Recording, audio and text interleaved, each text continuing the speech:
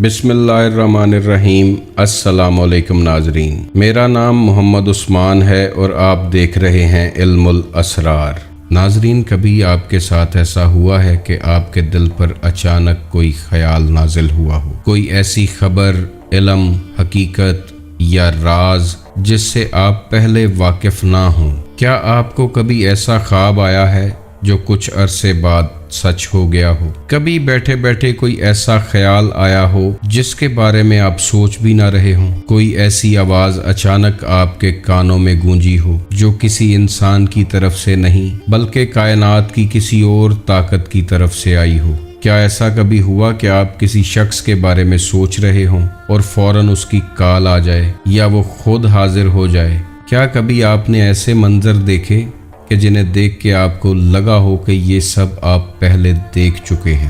اگر ایسا ہے تو یہ ویڈیو آپ کے لیے انتہائی انفارمیٹیو ہونے جا رہی ہے۔ اگر ویڈیو پسند آئے تو اسے لائک کیجئے گا، شیئر کیجئے گا اور چینل کو سبسکرائب کیجئے گا۔ آپ کا لائک، شیئر اور سبسکرائب کرنا ہمارے حوصلے کو بڑھاتا ہے اور آپ کی محبت کا احساس ہمارے لیے انتہائی قیمتی ہے۔ ناظرین، نبی علیہ الصلوۃ والسلام کی ایک انتہائی اتھینٹک حدیث ہے جس میں آپ نے فرمایا کہ یہ جو سچے خواب ہیں یہ نبوت کا 46واں حصہ ہیں، یعنی کہ سچے خوابوں کی حقیقت سے انکار نہیں کیا جا سکتا۔ جہاں تک وحی کا تعلق ہے تو یہ دو طرح کی ہوتی ہے، ایک جسے وحی جلی کہتے ہیں اور دوسری جسے وحی خفی کہتے ہیں۔ وحی جلی کا سلسلہ نبیوں کے ساتھ ختم ہو گیا اور وحی خفی کا سلسلہ ابھی تک جاری و ساری ہے۔ آج بھی کائنات کی طرف سے آنے والے میسیجز القا، الہام اور کشف کے ذریعے انسانوں کو ریسیو ہوتے ہیں۔ بعض اوقات یہ کائناتی میسیجز انکوڈڈ فارم میں ہوتے ہیں جنہیں ڈی کوڈ کرنے کے لیے تعبیر کا علم ہونا ضروری ہوتا ہے۔ اللہ تعالیٰ اپنے نیک بندوں کے ذریعے بہت سے پیغامات اس دنیا میں بھیجتا ہے۔ نبیوں پر نازل ہونے والی وحی میں خطا کا امکان بالکل نہیں ہوتا، لیکن عام انسان پر آنے والی اس وحی خفی میں خطا کا امکان بھی موجود ہوتا ہے۔ سم ٹائمز انسان ان پیغامات کے بارے میں مختلف قیاس آرائیاں کرتا ہے لیکن ان پیغامات کے اصل مقصد تک نہیں پہنچ پاتا۔ ناظرین، جہاں تک لفظ کشف کا تعلق ہے تو اس کا مطلب ہے پردہ اٹھانا، اور روحانیت میں یہ لفظ ایسے امور سے پردہ اٹھانے کے لیے استعمال کیا جاتا ہے جو ظاہری آنکھوں سے غائب ہیں۔ کشف کے ذریعے انسان مستقبل قریب میں ہونے والے واقعات کے بارے میں پہلے سے جان لیتا ہے۔ دوسرے الفاظ میں کسی پردے والی چیز کا بے پردہ ہو جانا کشف ہے۔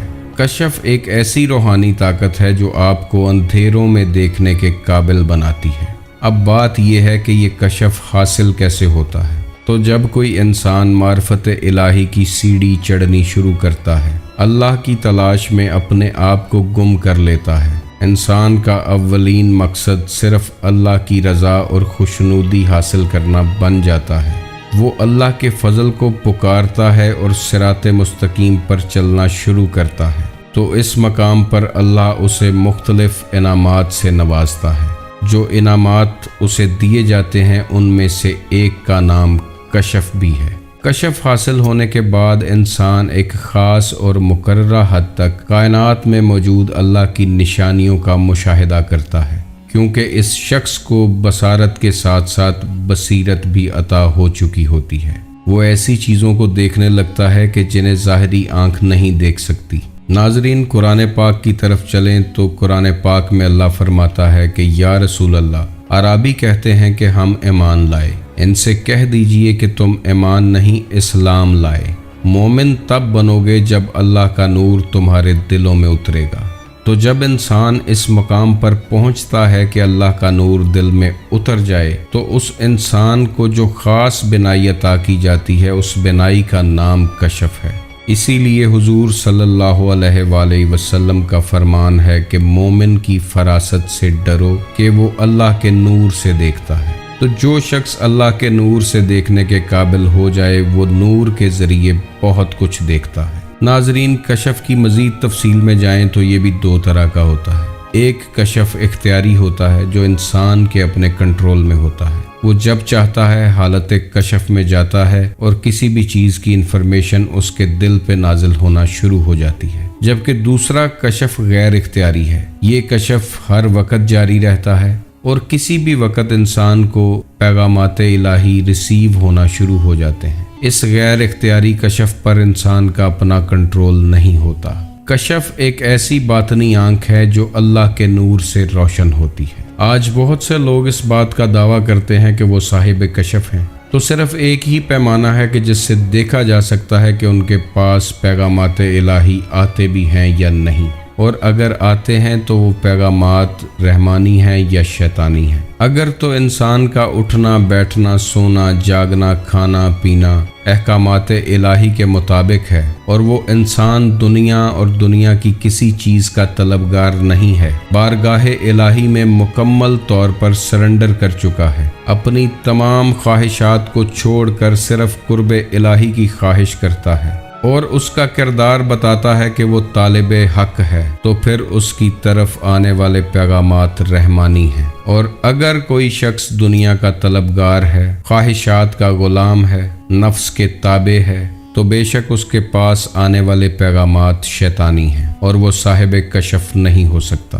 یہ کشف اسے ملتا ہے جس پر رحمت خداوندی ہو جاتی ہے۔ ناظرین، اس کے علاوہ کشف القبور کی بات کریں تو نبی علیہ السلام کو معلوم ہو جاتا تھا کہ قبر میں موجود انسان کس حالت میں ہے، اسے انعامات مل رہے ہیں یا عذاب کی زد میں ہے۔ لیکن آج اللہ کے کچھ ولی ایسے ہیں جو اس علم پر عبور رکھتے ہیں اور جو روحیں عالم برزخ میں ہیں ان سے ملاقات کرتے ہیں اور ان کے حالات سے واقفیت اور آشنائی حاصل کر لیتے ہیں۔ مرنے کے بعد انسان کی صرف باڈی قبر میں جاتی ہے، کیونکہ یہ وجود اور جسم مٹی سے بنا ہے، اس لیے اسے مٹی سمیٹ لیتی ہے، مگر سزا اور جزا کا کنسیپٹ صرف روح کے ساتھ ہے، اور روح عالم برزخ میں چلی جاتی ہے، جو کہ ایک ایسا عالم ہے کہ جسے ویٹنگ ایریا بھی کہا جاتا ہے۔ اس عالم سے خبروں کا ریسیو ہونا کشف القبور کہلاتا ہے۔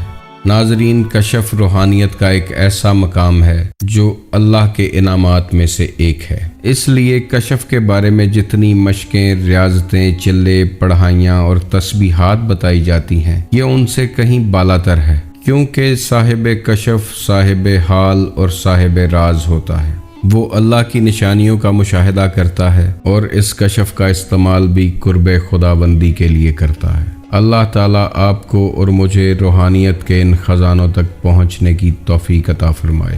آپ خوش رہیں، آباد رہیں اور کرم نوازی کے سائے میں رہیں۔ اللہ آپ کا نگہبان رہے۔ اللہ حافظ۔